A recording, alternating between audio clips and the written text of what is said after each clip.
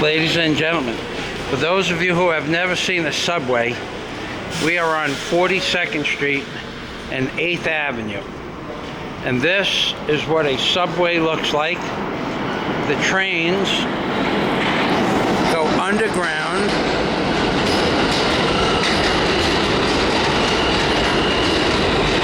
And they go to various places. This is 42nd Street Port Authority. You can get a train just about anywhere in New York from within this system. And this is a platform that you wait on. This is the rail system. There's the two rails that the train rides on, and that third one, the dark one over there, that's the power supply for the train itself. And now you can get an A train, you can get an E as in Edward train, you can get an express train. This train is the A train. And on the sides of the train, it will typically tell you where it's going. This one is the train that I wish to be on. It goes to Far Rockaway. So this is the one that goes to Far Rockaway, and they have signs every so often on the train itself. This is the inside of a typical train, and this is the sign. It's in digital. It tells you where it's going. We are going to Far Rockaway, so that's where this train is going, so we're getting on it. And this is the advertisement. And people can take their bicycles on it. And you can go mass transit. You can go just about anywhere in New York City. You can get on a train in Rockaway, which is where Rockaway Beach is, at the Far Rockaway station for $2.50. And you can go to the Bronx, or you can go to Brooklyn and Coney Island. It's a long way by train. Or you can go anywhere in Queens, pretty much anywhere in Brooklyn, anywhere in Manhattan. You can go to Penn Station in Manhattan. And then once you get into Manhattan at Penn Station, you can transfer to different railway systems that go, they go to Pennsylvania, they go to New Jersey, you can go to you take the Amtrak and you can go to Ohio. You can go anywhere you want, pretty much. And this is a typical 34th Street and Penn Station. This is a typical Junction. Penn Station is a pretty popular place. And the trains themselves run on multiple layers. So we have trains going what might be considered north and south on these tracks. But underneath these tracks, you can go down below, another level below, and in some places 2 or 3 levels below, like Grand Central has about, I know 3 levels that work, but there were 2 more additional layers that were cut out in the when they built the subway system themselves. They built extra sets of tunnels underneath in case they wanted to go to other places. Now, you're not allowed to go down there, but when we were children, we would go down there and play tag. However, underneath Grand Central Station, and there's an entire subway system that's not being used. It has turnstiles, escalators, bathrooms, lights, staircases, and people live under there. Now those people, you can Google on YouTube, you can Google mole people, M-O-L-E. And once you get to that page, mole people, you'll find that there are approximately 10,000 to 20,000 people that live underground. Some of them are born underground and live underground their whole lives. those stations, and they do what they can for food. They go up at night to beg for money, or they eat out of the trash pails, which is very sad. But that's the way, that's a true story. You can Google the mole people. And now we're coming into 14th Street, I think. Yeah, 14th Street. And then on this, we're in the middle. There's a set of trains that run in one direction on this side, and then there's a set of trains that run on the other side over there. And we're in the middle track on 14th Street. And we're headed downtown, and eventually we're going to go to Kennedy Airport, which is the Howard Beach train station, and that's where we're going to stop.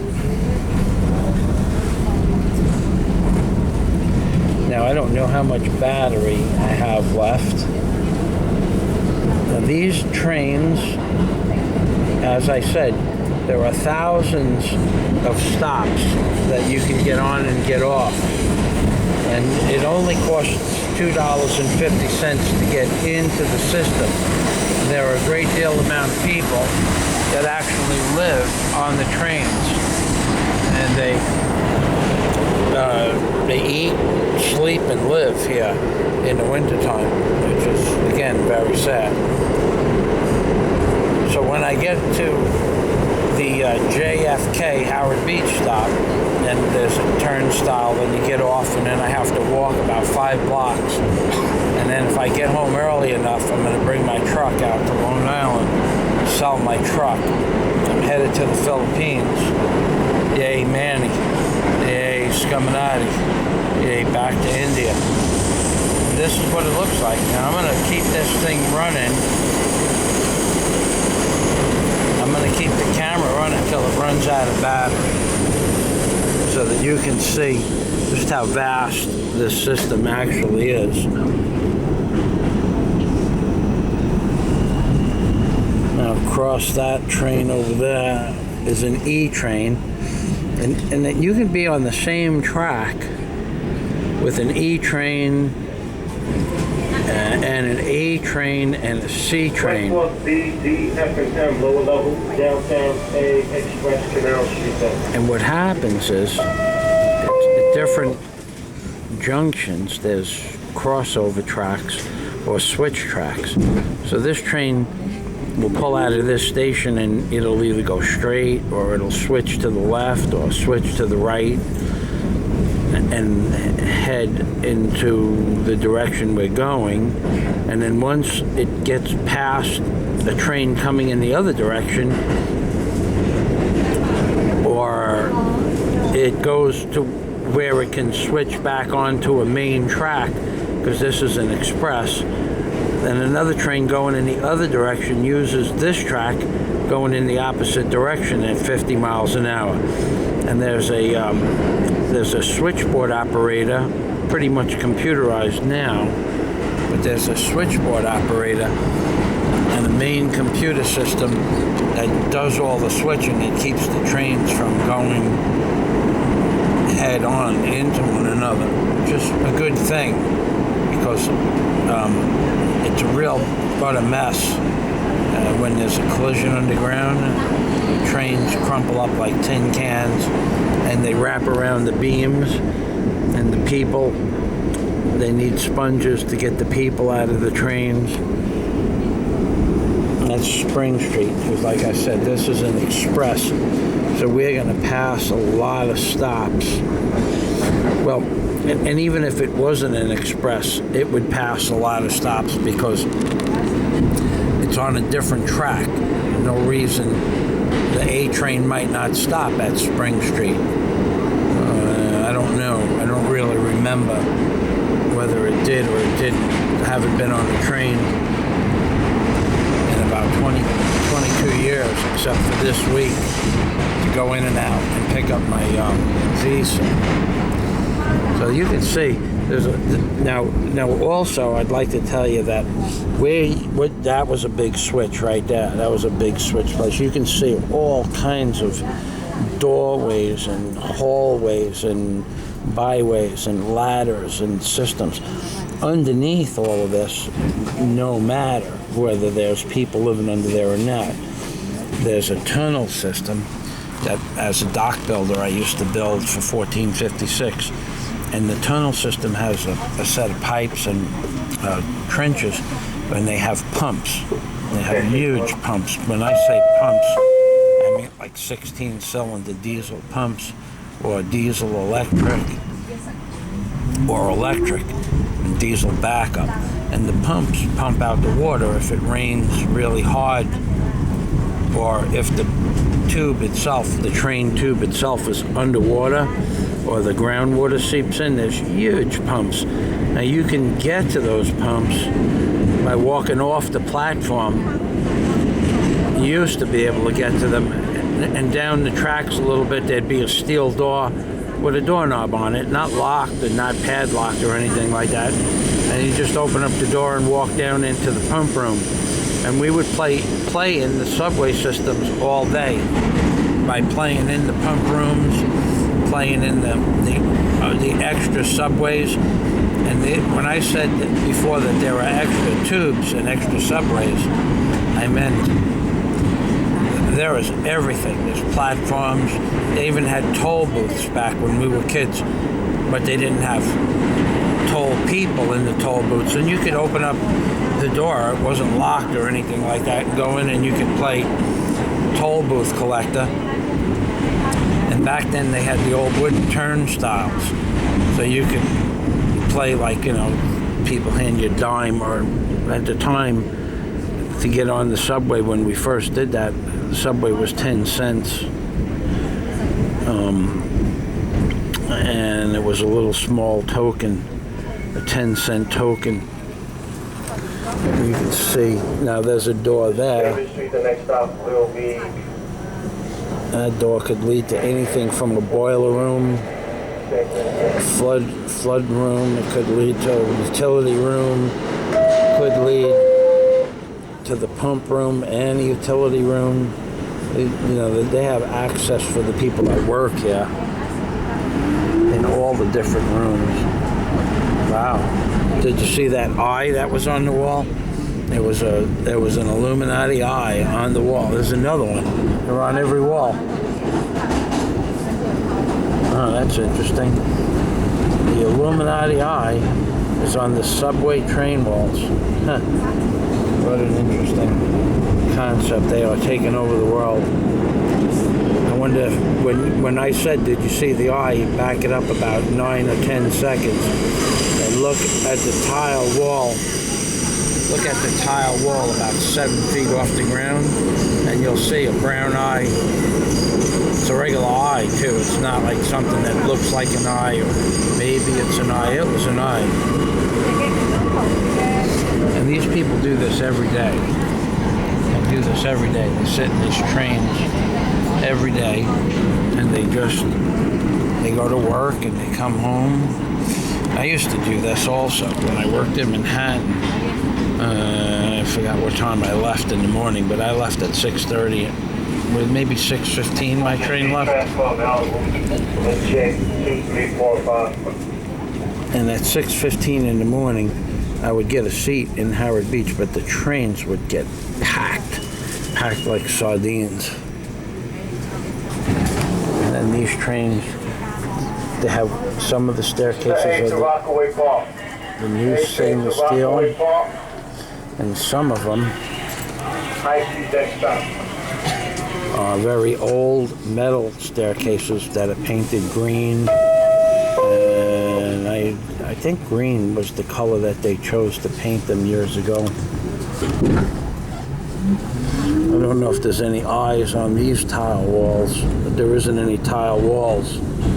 So the staircases are all stainless steel. This is Fulton Street. Now we're only about 2 or 3 exits, if that much, before we go above ground. Now soon the train is going to come out from the subway system and be above ground. And once it gets above ground, then we're in Queens.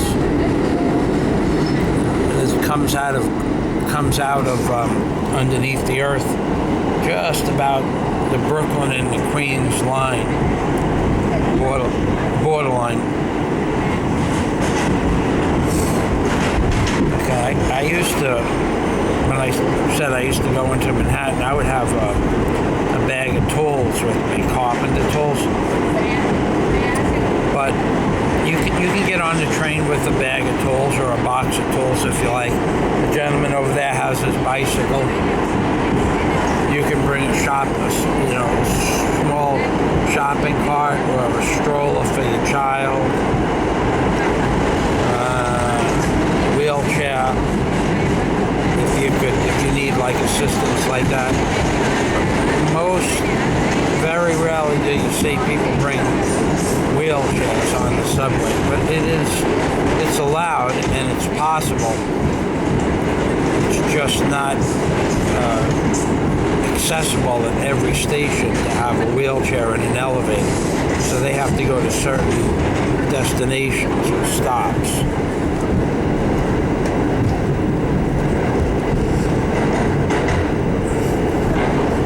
I just came back from the Filipino consulate, and that's a really interesting place. You go in the morning and you fill out the paperwork at 9 o'clock in the morning, anytime before 12, and by 4 o'clock your passport is on the counter waiting for you.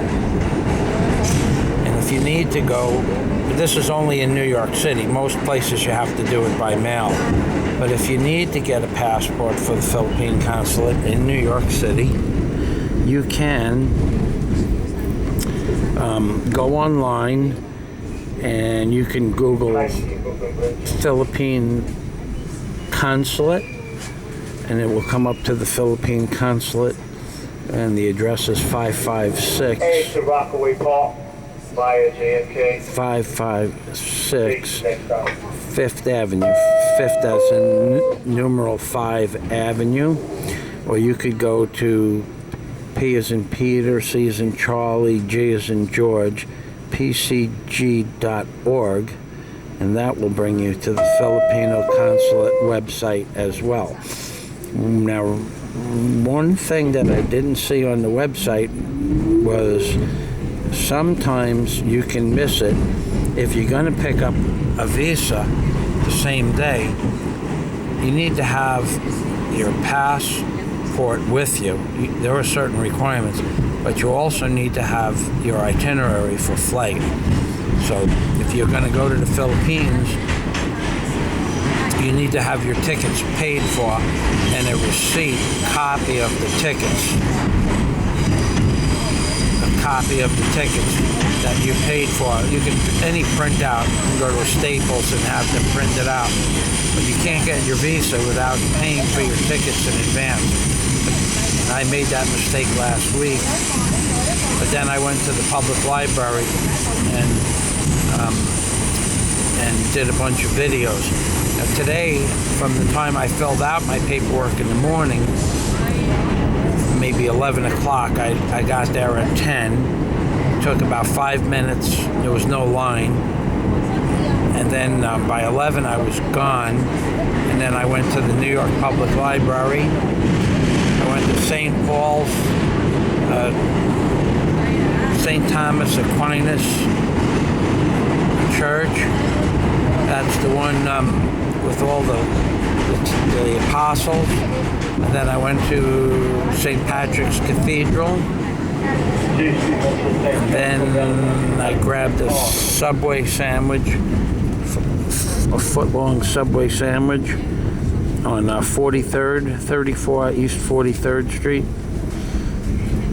And then I went to the New York Public Library and I videotaped the inside of the New York Public Library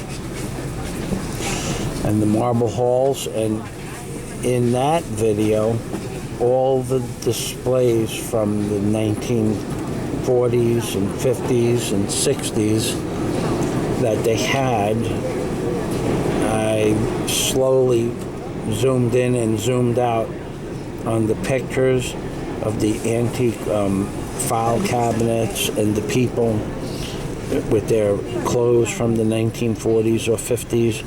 And the different cultures are represented at the public library in different places. And also the big... This is the 8th of Rockaway Parkway, just give me one next to the door. The big wooden bookshelves, and the beautiful tables that you can sit down. They're big. They're like 7 or 8 feet wide and 14 feet long. They look like they were red oak. But when I got into that room, it was also had computers in that room, and I got yelled at for videotaping. Meanwhile, there were pictures being taken up to the front door, but it didn't say don't take pictures. So I said to the fella, how am I supposed to know that you're not supposed to take pictures? He goes, common sense. I laughed at him. You know what I mean? But common sense says that if the man at the front of the building says you can take pictures and it's a public library, and he didn't say you can't take video in the computer room, well then common sense says that you should be able to take video in the computer room. So I don't know which one of us was lacking common sense, but I took the video anyway. I didn't stop the video for him. And then he started babbling when I walked out, and I just, yeah, okay, whatever. Like I care. And this is a big train station. Yeah. We're in Hoyt and Skimmerhorn is a major place where a lot of different types of trains stop. Look right there. That's an original staircase. Those are original handrails that are probably every bit of 60 or 70 years old. And those rails are probably 60 or 70 years old as well. Pretty cool. And the rails themselves are solid oak. And you could tell this is an original train station because of the tile work around the vertical columns. And this was probably that train station's probably about 80 years old. And you can see that the train is starting to get a little bit crowded. This isn't a crowded train though. It's a little crowded, but it's not real crowded. When it gets real crowded, you can look like sardines, baby. That's what happens when it gets real crowded. You can still see you can't see more than 10 feet.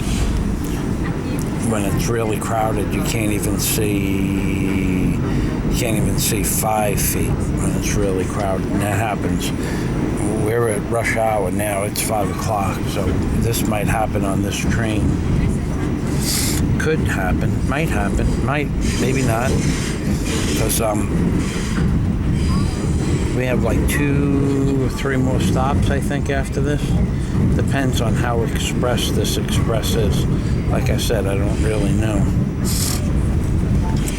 So moving past that, I was in the public library. They have some really, really cool vaulted ceilings, and they have a marble staircase that's about 18 feet wide, going up, which would be the south side of the library, and then they have a same exact matching mirrored staircase on the north side of the building. The building itself is about 275 feet wide, and it goes back close to 1,000 feet deep. You couldn't go, I didn't go all the way towards the back because I was running out of time. I wanted to pick up my passport and get back to Queens to drop off to go sell one of my trucks. And this is Lafayette Avenue in Brooklyn.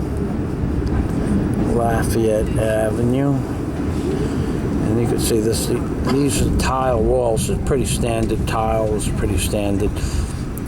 Some of these walls are like 60 or 70 years old because whoever did the work back then did a good job. with the tile work itself. There's more original staircase railings on the outside of the steps. These columns are, those are 7/8 inch, and they're H-beams, but some of them, maybe every third one is typically about 1 1/4 inch H-beam, 1 1/4 by 24 by 14. And these are 7/8 by 16 by 10. And they're spaced every 4 feet, it looks like. I would think 4 feet. But then they have the larger columns right there. And those columns are multiple H-beams or I-beams. Some people call them I-beams, but they are really H-beams because it's an I-beam is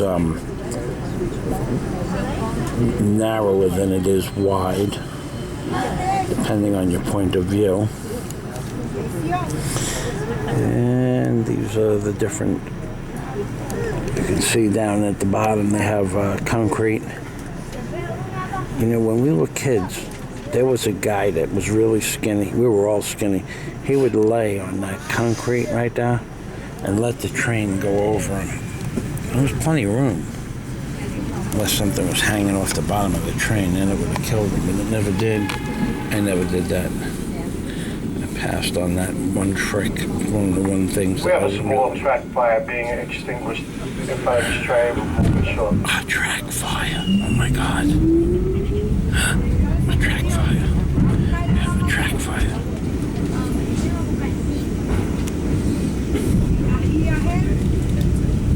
Usually that happens from a piece of paper, or a bunch of paper clumps up along the track, and a spark hits it, and goes, ignites it. No big deal. These trains are made pretty sturdy. This is where you'd want to be.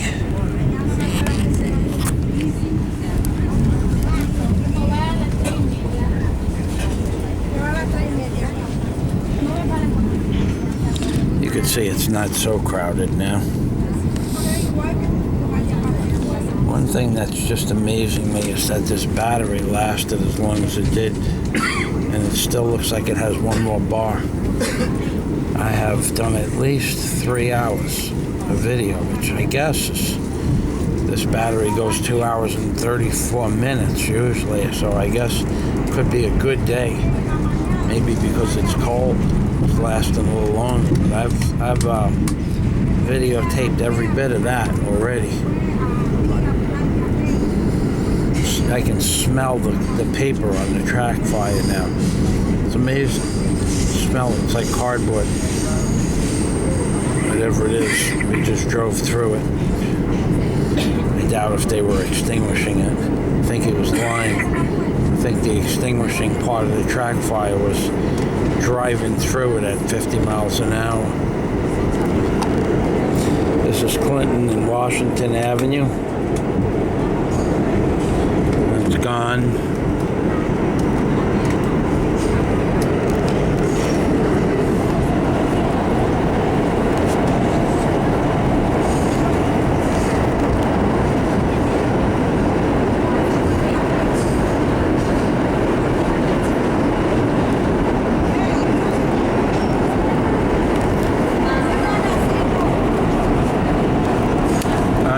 Not even that crowded. If you can see, if it was crowded, you wouldn't even be able to see the seats across the other side of the train, which is only 10 feet. Now that's Franklin Avenue. We're passing that. Like I said, this is an express.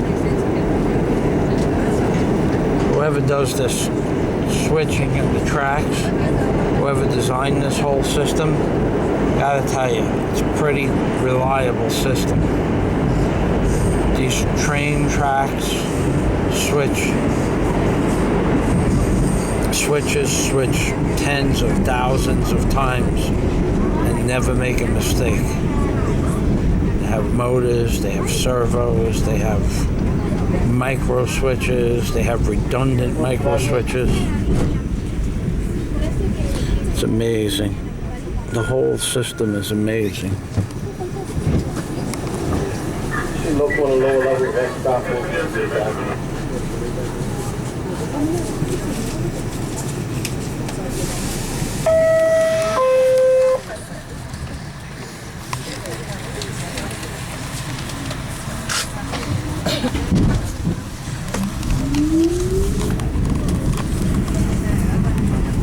And we still have battery. Now, you should always remember those things I talk about the Mr. Obama. Almost forgot about Mr. Obama. Mr. Obama's in the White House. But if he wasn't in the White House, even if he was in the White House, if he had a son, and if he had a son, because we don't think Mr. Obama has a son, but if he did, and the son looked like a Trayvon Martin, well, then his son would be playing hell with the pedophile cards and the priests. In hell, that's right. Would be playing hell with pedophile priests. Would have looked like Mr. Obama, that's for sure. But his son would be dead. Because it would be like Trayvon Martin if he had a son. But he does not. Thank God. I'm glad he doesn't have a son. Then we would have to have a national holiday. And then we're passing up Kingston and Thorpe Avenue. There's another stop in Brooklyn. That's what it looks like, ladies and gentlemen. That's what it looks like.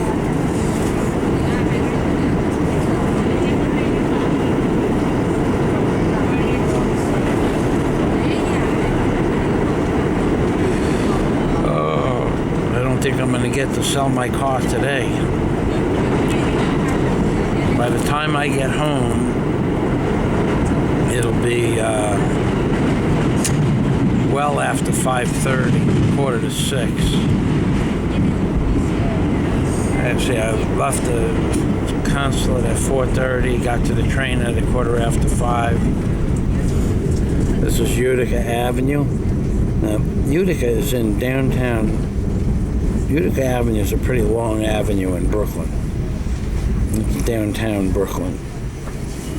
And Utica crosses, I believe, Flatbush Avenue. Flatbush and Utica cross. Hey, the Rockaway Park. We're going to Rockaway Park.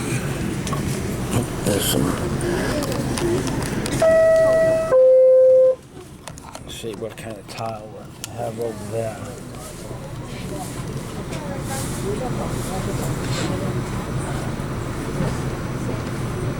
Up there's a gap. Can't. Hey Manny, there's a piece of gap. Not back to India gap though.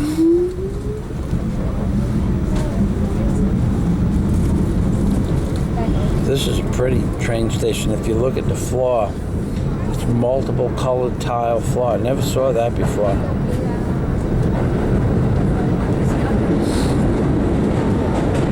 Never saw that before. Usually it's cement, unless it was multiple color cement. It's very possible.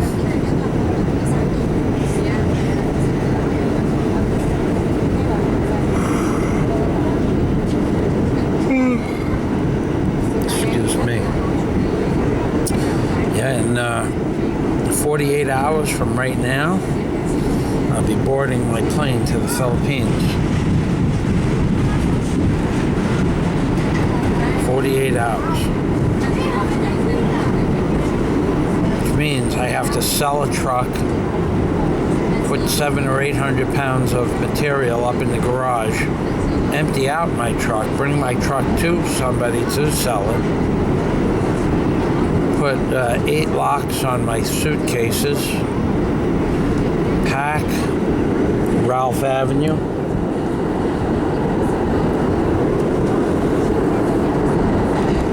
pack my I have an f-stop camera case. It needs to be packed with, I have 3 cameras that I'm taking to the Philippines.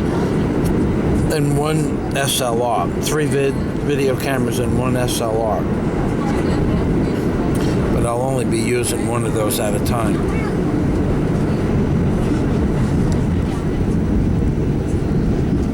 I can't imagine. Man, am I tired. I got up, I went to bed last night at 1 o'clock. I didn't get to sleep till late. I don't know. I slept in yesterday morning. I slept until 7 o'clock. But I still should have been able to go to sleep before that. I just couldn't. This is Rockaway Avenue in Brooklyn. Rockaway Avenue. Now, that's where I was the day before yesterday picking up food. It was Rockaway Avenue in Brooklyn. Brings you to Foster Avenue. You gotta, the train goes in it goes in pretty much a straight line. But I mean, we have traveled from the beginning of where I got on to where I'm gonna get off. Is every bit of 12 miles. So when you think about it, 12 miles for $2.50, what the train fare is, it's only 20 cents a mile. And it's comfortable, it's warm, it's clean, it's very safe. There's no more crime. And this is Broadway Junction. I don't even know where this is. Above ground. I have no idea where this is above ground. I know where some of them are, but I never drove on Junction Boulevard, maybe? No, Junction Avenue, Broadway. I wouldn't even know. This will be an A for Rockaway Park.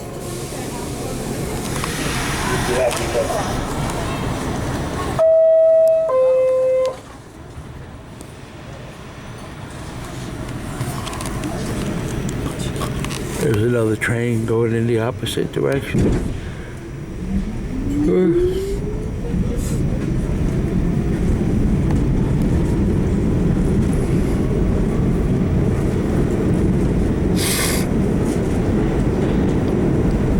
I think when we get to Euclid, I think Euclid Avenue is the stop, and then the next stop after Euclid goes above ground. If we have enough battery.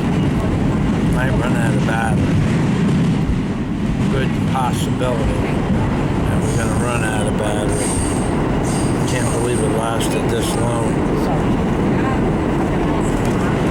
So in 48 hours, I think I'm on a 7:37. Brings me to Canada. I leave at 5:45 in the evening. I have a connecting flight in Canada. I'm not real sure which part of Canada. I don't know. I don't remember. I think it's Vancouver.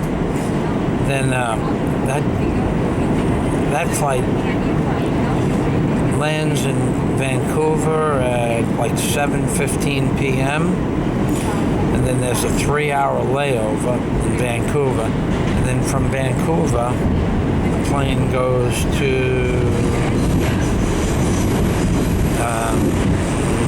goes straight to Manila. My brother asked me yesterday, am I excited? Not really. I mean, I'm going to get on a jet airplane, fly halfway around the world. I don't know anybody at the other end of the tarmac. The girl that I was supposed to meet, she may have lost her job, but either way, she's staying in another part of the country for a wedding, so she's not even going to meet me when I get off the plane. So when I get off the plane and jump into a taxi and go to sleep for 2 days, because my flight lasts 31 hours. So I'm really not excited. I'm not even, I don't even think about it. I just think about it as like tomorrow I'm going to go out and take the backhoe and start clearing a forest. Just another day. But actually, I'm moving out of the United States of America for good. It's pretty interesting, got to tell you, that I don't think about it as anything more than getting on a plane and moving to another country. My brother said he couldn't do it. Most people, hey Manny, I know you're not going to watch this, Manny, but I don't really give a flying crap. Just because you're a genius doesn't mean you have to watch my videos. But you should, because you're a genius in my videos. You could become a super genius. Could be, maybe even if you watch enough of my videos, Manny Skywatch, if you watch enough of my videos, they might even ask you to donate sperm. That's right. Maybe even not that the sperm gets donated now and gets used, maybe when they want to populate Mars, Venus, Saturn. Say, wait, there's a guy named Manny Skywatch, we got his sperm. Let's throw a couple of baby Mannies on Venus. And then, but that's only if you watch my videos. But right now you're really smart. But you need to get the super gene thing going. In the chromosome on a molecular level, the only way you can up your genus, or genus, or genes, or genius, the only way you could up that is by watching my videos. Now this is Euclid Avenue, so I was right about that. I think the next, right after this, I think, wow, there's a conductor station right there. I think right after Euclid Avenue, we're gonna Rockaway Park. We're gonna go Next stop. outside. We're going to be out of the subway system and we're going to be on an L.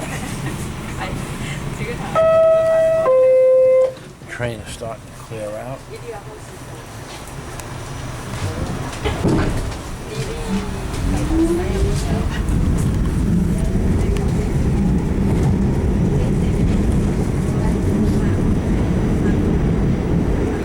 Now, I haven't seen the sun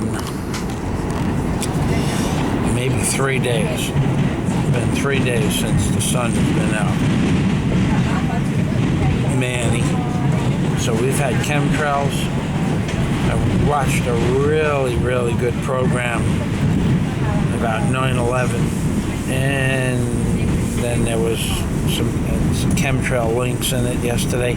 I made a 9/11 hoax playlist. For those of you that are interested, if you're still watching.